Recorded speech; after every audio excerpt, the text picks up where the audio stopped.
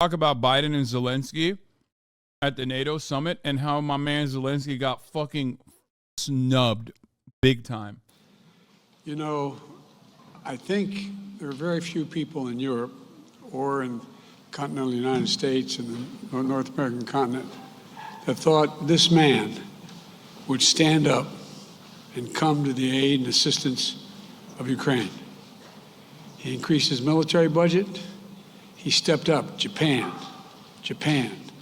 because he understood that when any part of the world has 185,000 people, soldiers, crossing a border, stealing sovereignty from another nation, that it affects the whole world. I want to thank you again publicly.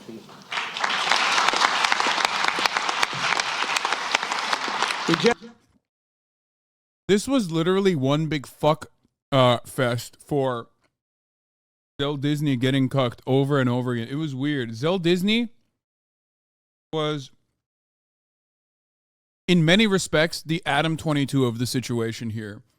Like, just got married, gonna make a lot of money, don't get me wrong. A lot of weapons are coming his way, so he still ends up, like, leaving with a shitload of what he wanted from the start, but is just getting absolutely cumstered and dumpstered by one of the largest penises you've ever seen on camera.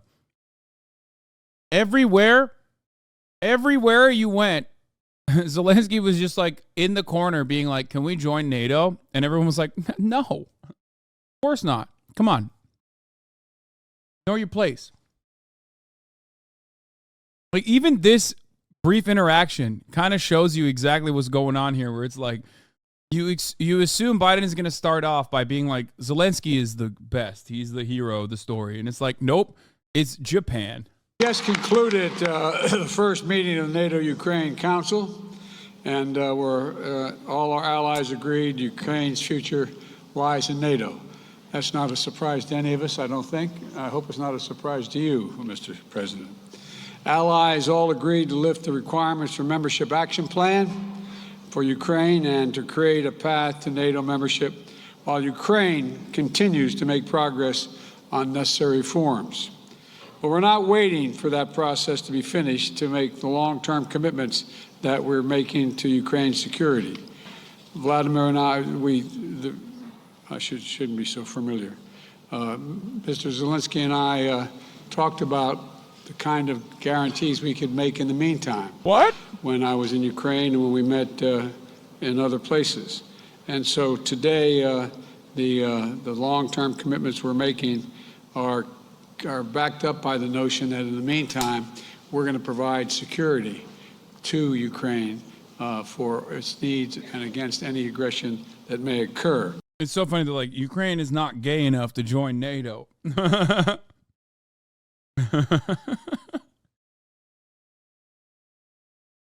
Look alive, Jack. You don't have enough they-thems in your military.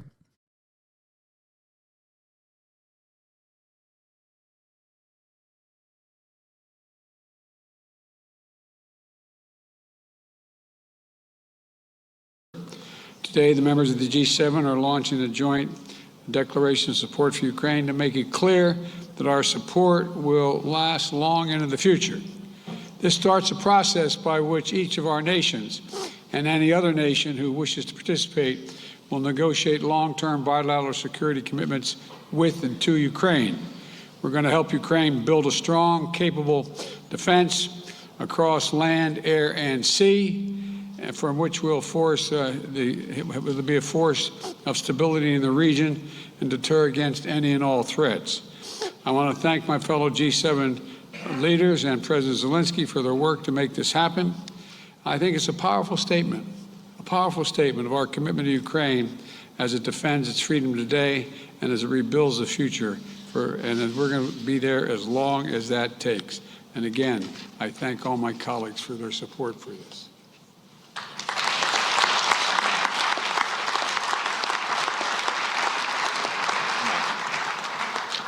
Thank you very much, Mr. President, President Biden, Prime Minister Kishida,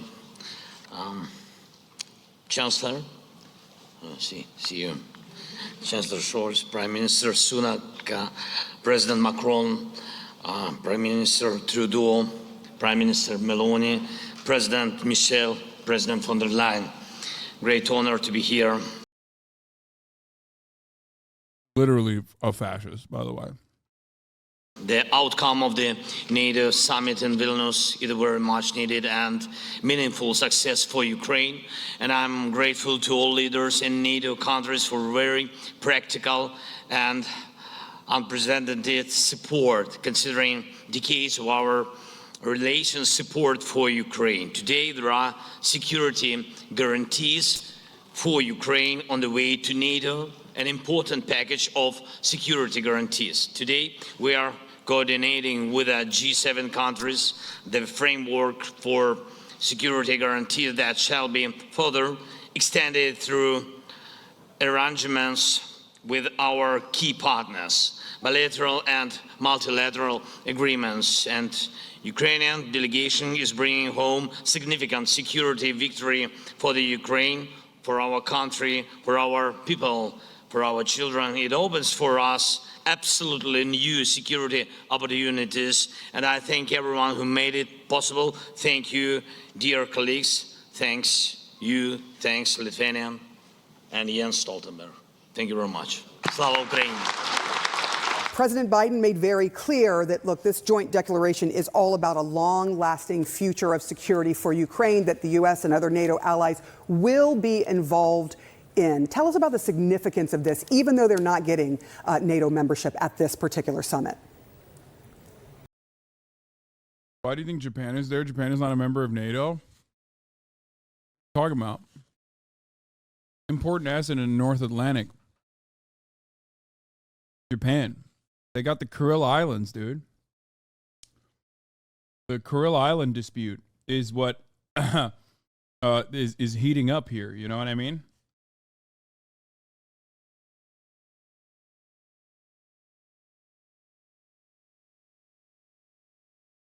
I'm joking.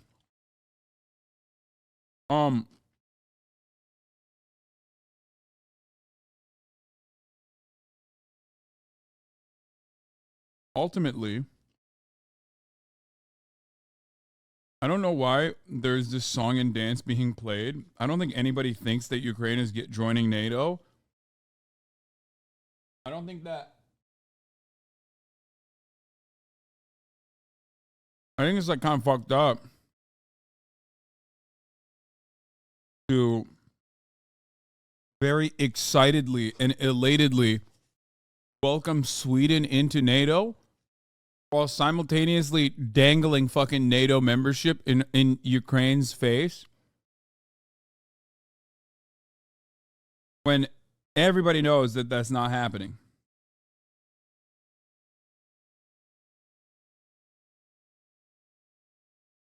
Like, even if the rest of the Ukrainian invasion is like purged, while Crimea is still an active territorial dispute, Ukraine can't join NATO regardless.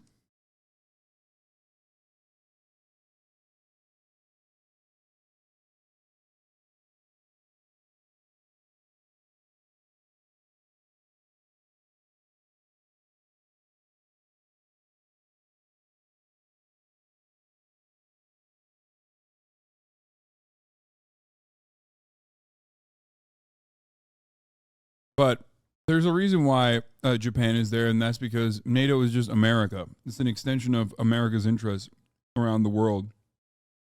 It's another way for the United States of America to uphold America's military superiority and hegemonic power. Calm the fuck down at this point. Calm the fuck on at this point.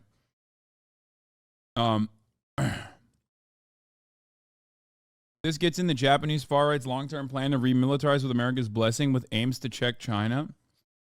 Yeah.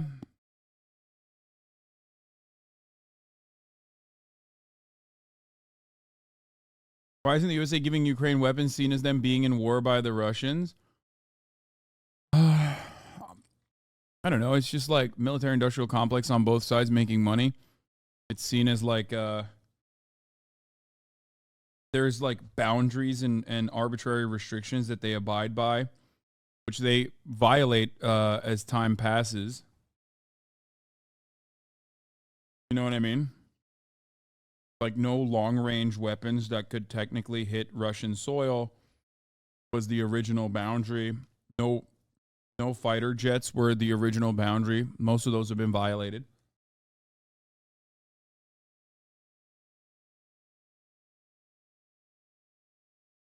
Just a way to like ease the restrictions slowly but surely. But there are restrictions that will not pass. Like no fly zone over Ukraine, because that's active that turns this war into a war between, not a proxy war, but a war between the United States and allies against Russia. Yeah, really what President Biden and these leaders are trying to do is put behind some of the tension that arose heading into this summit about the fact that Ukraine would not be offered a concrete timeline into NATO. And instead, they are trying to show what they can offer Ukraine in the here and now, and also long term down the road.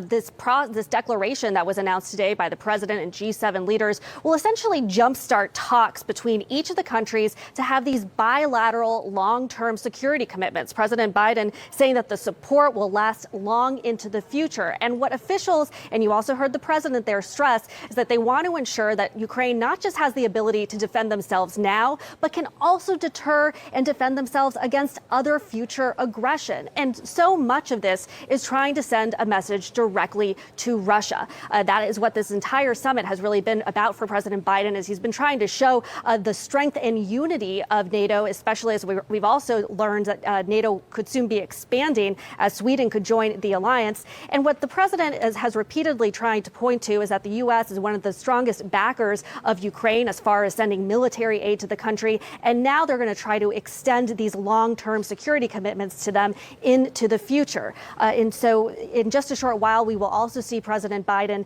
and Zelensky sit down one-on-one, face-to-face for a private meeting. We expect reporters will be allowed into a portion of that, which will be another show of unity that the president can demonstrate against Russia as Vladimir Putin continues to wage this war against Ukraine. As officials here at the... For the record, I don't like the Ukraine will never join NATO take is outdated in my opinion. There is a very realistic likelihood that Ukraine, given what happens in the invasion, post-invasion could potentially, but that would also imply that Russia is like completely crippled. Or maybe even a power vacuum in the absence of like Vladimir Putin. There's so many different variables here. Russia has also said Ukraine joining NATO would mean war. Yeah, what do you mean? War is already happening. It's like, oh no, will there be war? That certainly would be a weird and terrifying prospect. War 2, double war.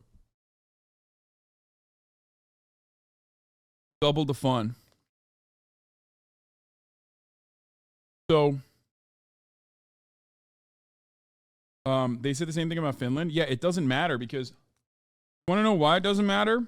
Because Vladimir Putin gave the greatest gift of all to the American military apparatus, the American military industrial complex, and the warmongering American generals that were fantasizing about this. He won, galvanized their position that Russia truly is bloodthirsty and mad. So there's need for a protection racket. But he also showed them that Russia is not strong enough to take over Ukraine.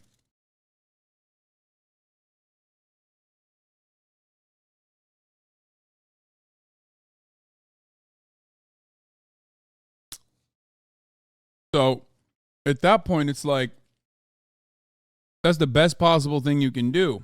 That's the reason why Finland felt comfortable joining NATO. They can't take over fucking Ukraine. What are they going to do? Are they going to go to Finland now?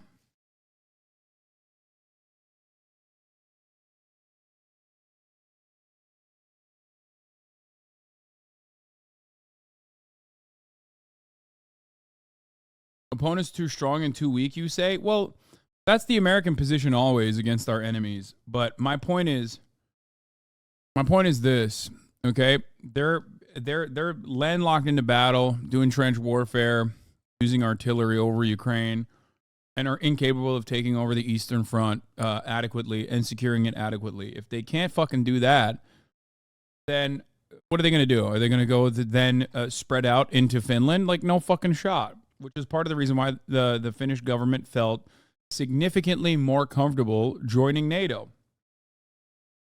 Not only did it show that they are irresponsible and crazy, which means that there needs to be which legitimized the fears that people had for some kind of, some kind of security deal with NATO. But it also showed that, like, there will be no serious negative consequences in the form of, like, actual land invasion.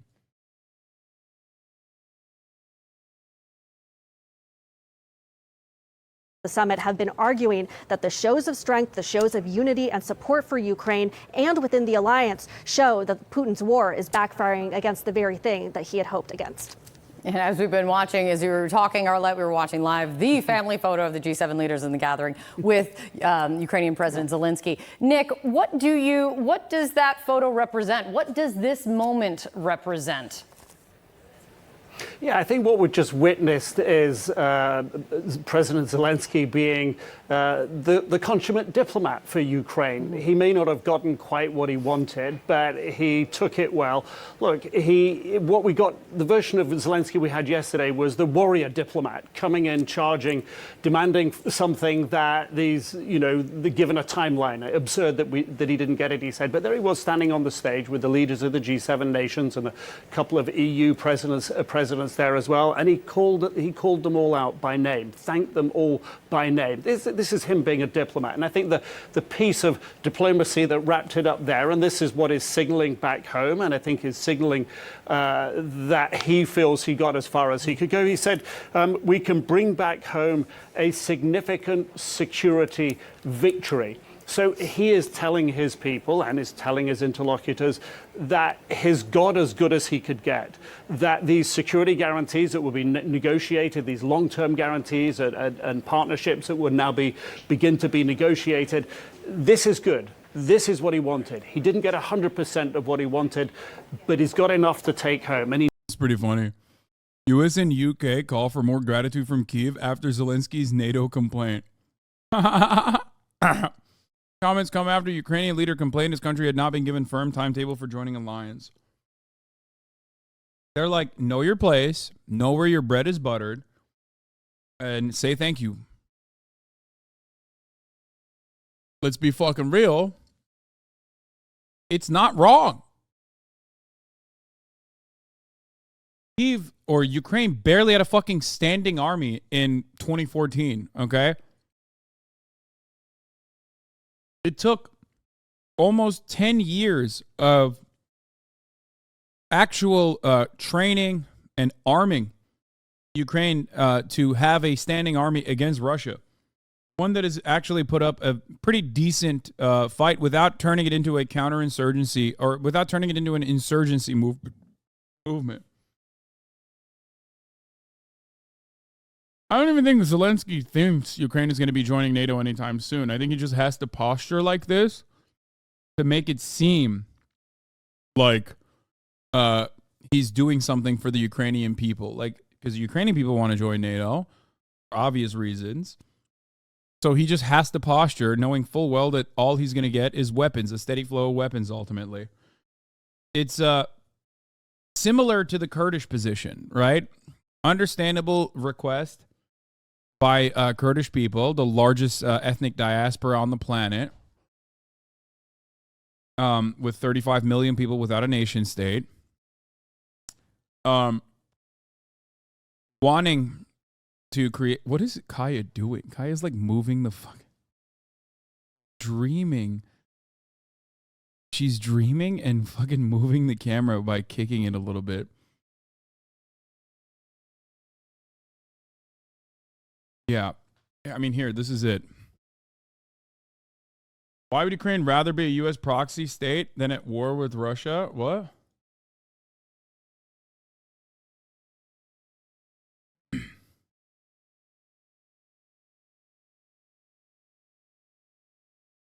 Kurdish militia groups in the region have had long-standing and oftentimes very volatile security arrangements with the American State Department. This is not a secret. This is a well-known, well-established allegiance. Why would they do this? Well, they do this because America dangles the carrot of a Kurdistan nation state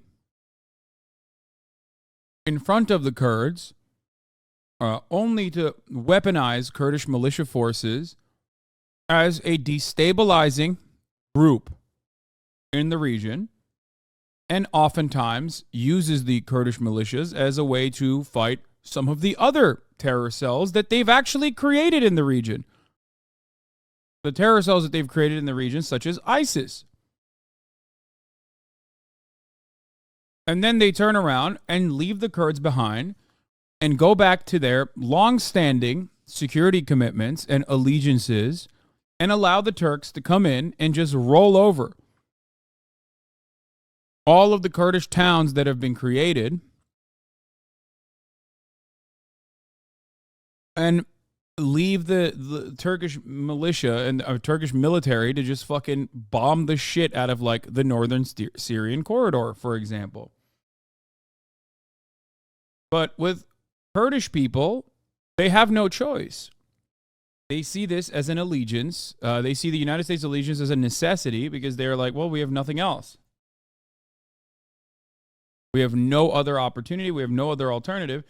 And the Kurds know that America will fuck them over, as they have done historically since the 90s, over and over and over again. And yet they still join forces when they can. This is what's going on at a higher level with Ukraine.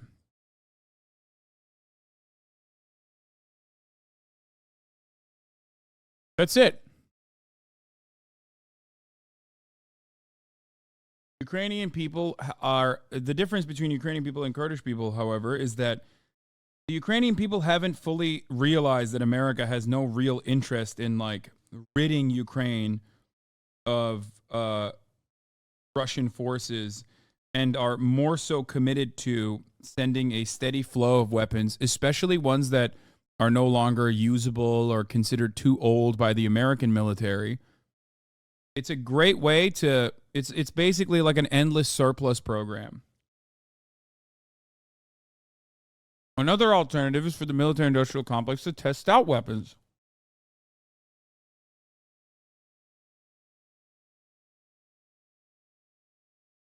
But because of Ukraine's established nation-state status, I think a lot of people believe that America ultimately has an emancipatory interest in Ukraine and Ukrainian security,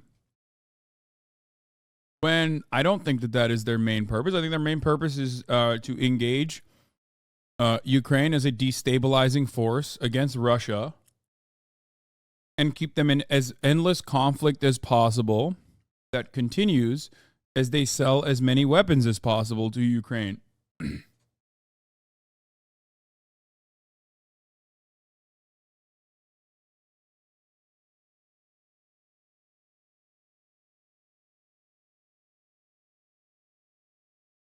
There are other economic factors at play. For example, the selling of natural gas to Europe, like squeezing Russia out of the market and trying to get Europe to purchase American natural gas instead of Russian. Like, there are other economic factors at play here. But ultimately, it's about money.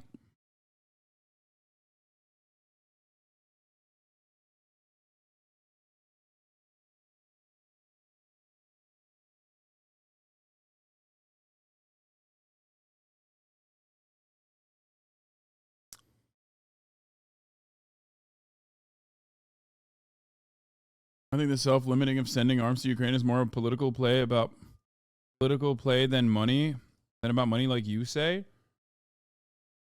What political play? The American war machine is untouchable. And oftentimes people don't even give a shit. The American media will do PR for the war in Ukraine and how it's the most just war that America has ever engaged in. And there is some truth to at least like there is actually truth to Ukraine's need for emancipation. I think that's a just cause.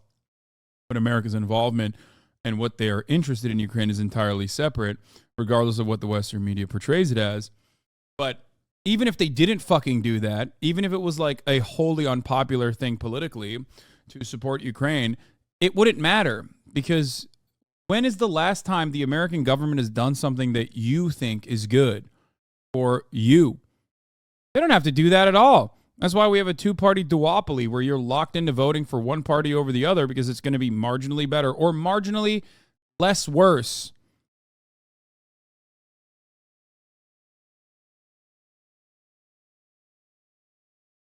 Western news bubble Hasan. So stuck in the Western bubble. Wait, hold on. This is awesome.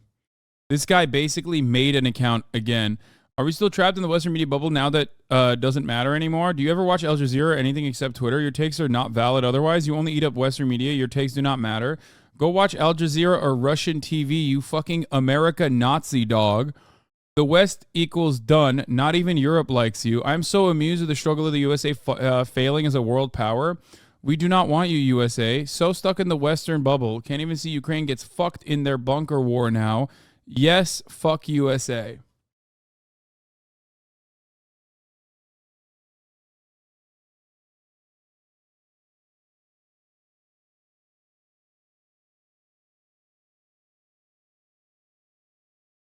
Yeah, to what extent do America's true intentions with Ukraine actually matter?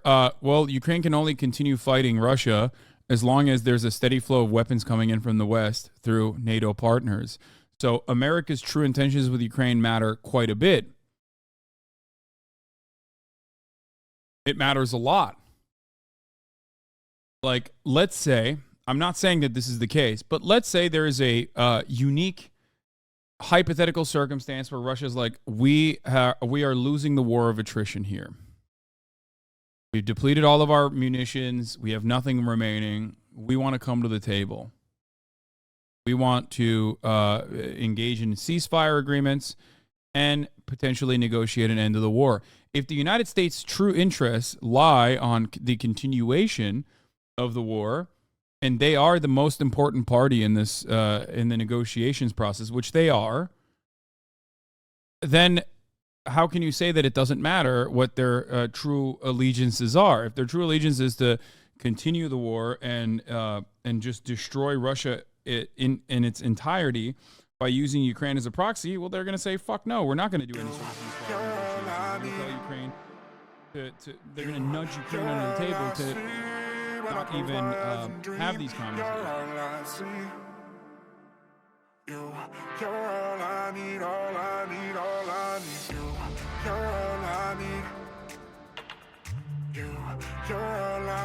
Now, what I mentioned is not necessarily hypothetical, even though I am scared to mention any Russian involvement as like towards peacefire is like genuine because everyone fucking yells at me.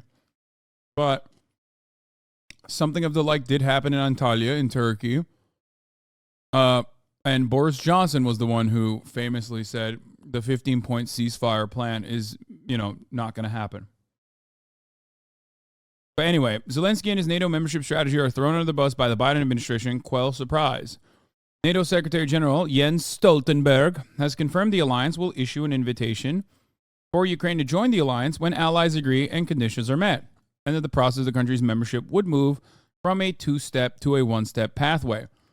A communique outlining how Ukraine could join NATO has been published by members of the alliance. We will be in a position to extend an invitation to Ukraine to join the alliance when allies agree and conditions are met. It's amazing and revealing that Zelensky and many pundits believed or pretended to believe that U.S.-led NATO would admit Ukraine during war and would be willing to turn Ukraine-Russia war into a NATO-Russia proxy war, into a conventional nuclear war between NATO and Russia. Even Ukraine joining NATO after the war is in big doubt because Ukraine has no real chance of defeating Russia. Well, after the war would imply that it does have a chance of defeating Russia. It would imply that Russia is no longer the Russia that it is currently. That's why I say, depending on how things happen, Ukraine could very likely join NATO because something unimaginable in the course of war has already occurred. Unimaginable, not like necessarily as a bad thing. I'm saying like unimaginable is in like a really, really extreme change in how the war is currently being conducted has occurred. And like Russia is depleted of its resources. It has no power. You know what I mean?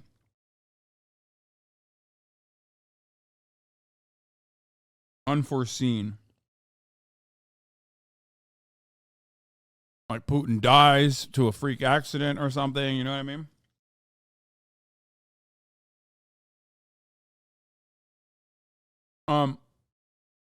NATO Secretary General, because unless Ukraine wins this war, there's no membership issue to be discussed at all. By the way, that's not my words. That is the NATO Secretary General's words. So that's my point. This confirms that Ukraine NATO membership, even after this war, is in big doubt since Ukraine has no real chance of winning the war with Russia. Zelensky says he has no faith. He has faith in NATO, but not confidence after alliance cannot offer a membership timetable. A peer-reviewed article in 2011, conflicts have a negative impact on NATO enlargement, while the level of economic development has a positive effect on EU enlargement. Being a post-Soviet country has a negative effect on both NATO and EU accession. As I said many times before, based on my academic research, White House says Ukraine joining NATO in the immediate future isn't likely. So NATO membership in the immediate future isn't likely because that would put NATO at war with Russia. Zelensky fails in an effort to secure an invitation to join NATO at the Vilnius summit. Leaders of the military alliance sign off on declaration that does not give Ukraine firm membership timetable. The frustrated Ukrainian president has accused Joe Biden and other leaders present at the summit in the Lithuanian capital, Vilnius, of showing disrespect and complained that there was no readiness to invite his country to join. Yet, no shit. This photo is pretty funny, though. I saw this and I was like, God damn, dude, you guys like snubbed him. Look at this.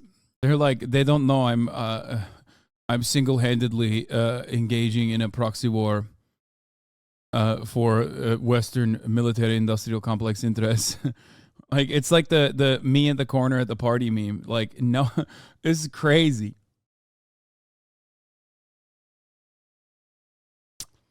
In yet another very symbolic photo, Zelensky is not even included in the group photo of NATO summit in Vilnius. They literally didn't add him to the photo. Ukraine would bear consequences of Zelensky's failed strategy and gamble against all odds. This was as predictable and as avoidable as the Ukraine-Russia war. Yet another very symbolic photo from the NATO summit.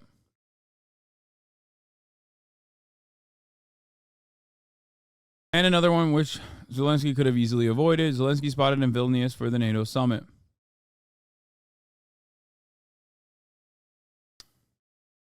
How is Ukraine a proxy war? They're literally getting invaded. Oh my God, I'm going to lose my mind. No one thinks that Ukraine is like responsible for being invaded by Russia. Or at least no one in this community, or at least I certainly don't. There might be some people who believe that. It is a proxy war because of the interests of the other parties involved in it. Okay?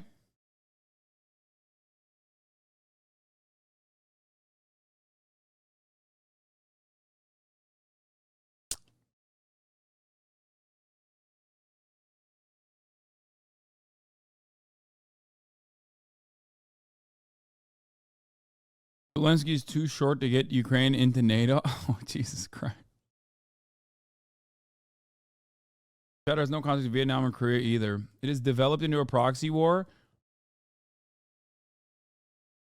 That picture is the result of a Photoshop.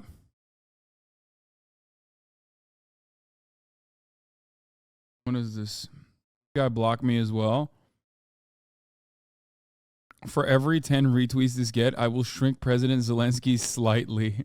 No!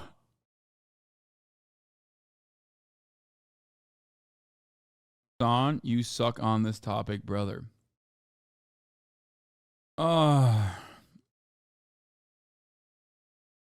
Okay. Sure.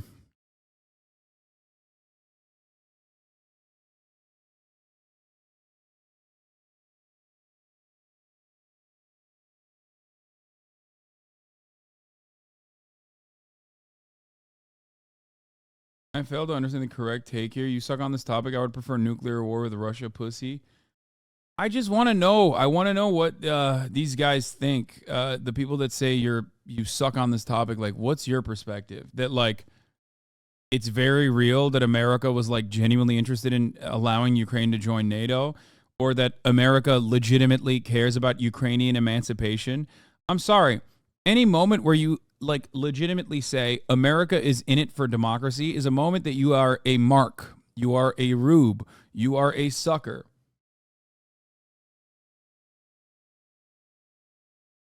Okay?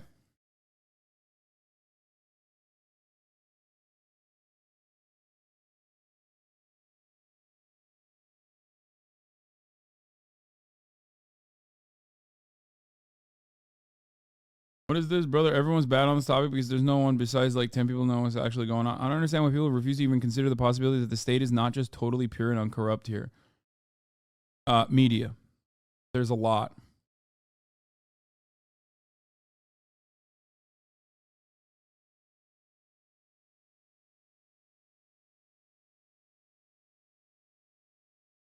Why are you wearing shoes inside?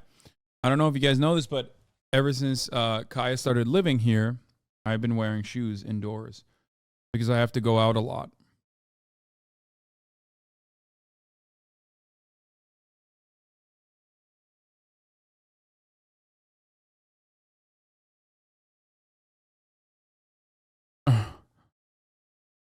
Christ.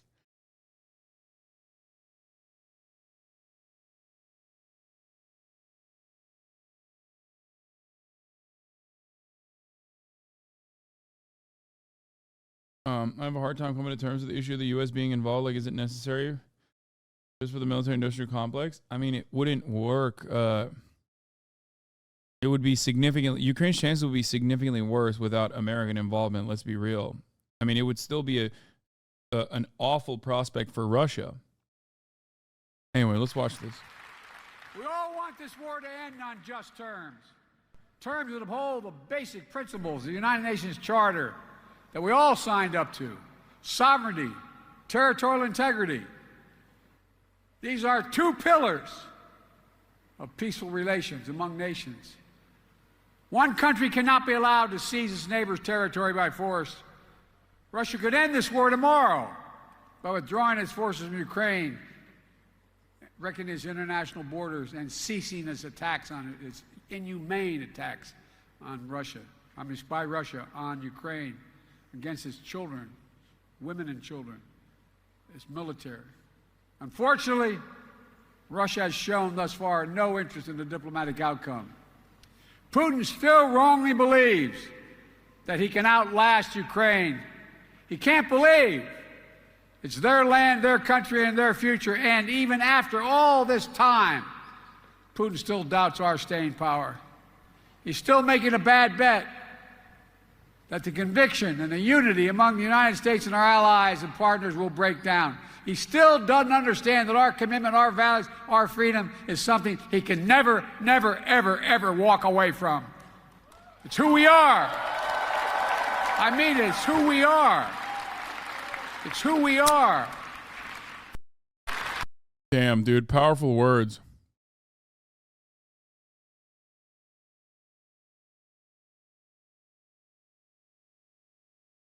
He's on that crack cocaine, baby. He knows he's pushed it as far as he can go this time. But we've all seen Zelensky before. He will keep this up about trying to get NATO membership, making sure it's fast-tracked, thanking everyone for everything that they've done, thanking them for taking out one of the steps to membership, pointing out that they've been doing a lot together already, and that helps the situation, and that shows that Ukraine is on the right path, postured and positioned to become a European Union member as well as a NATO member. So yes, this was the diplomat, the real consummate diplomat version of Zelensky we just witnessed. Thanks, Nick Robertson, for that analysis. Let's go to Kim Dozier. I want to ask you about NATO itself and where it's at right now, because back when Donald Trump was president, it was no secret that at one point he discussed pulling the U.S. out of NATO and trying to sort of weaken that alliance. How does what happened in this particular very important summit strengthen NATO? You've got one more country that is now going to be allowed in, and does this put a lot of pressure on Vladimir Putin? Well, it does bring it up to 32 once Sweden is officially in. Of course, Hungary's parliament has to ratify that first, as well as Turkey. But what it does is send a powerful message to Moscow that, combined with these new security guarantees towards Ukraine, that this is a marathon for NATO, not a sprint. That if you thought that you, Vladimir Putin, could wait us out and use the mass of your population, 4 times the size of Ukraine, to grind them down, we're going to be here the whole time, keeping them supplied. And we're also going to be we're going to keep sanctioning you. We're going to keep putting you under economic duress. So the combination is NATO's stronger. Bringing Sweden and Finland in, they both actually have pretty advanced defense industries. That strengthens NATO militarily. So overall, this is a win-win for NATO and lose-lose for Moscow.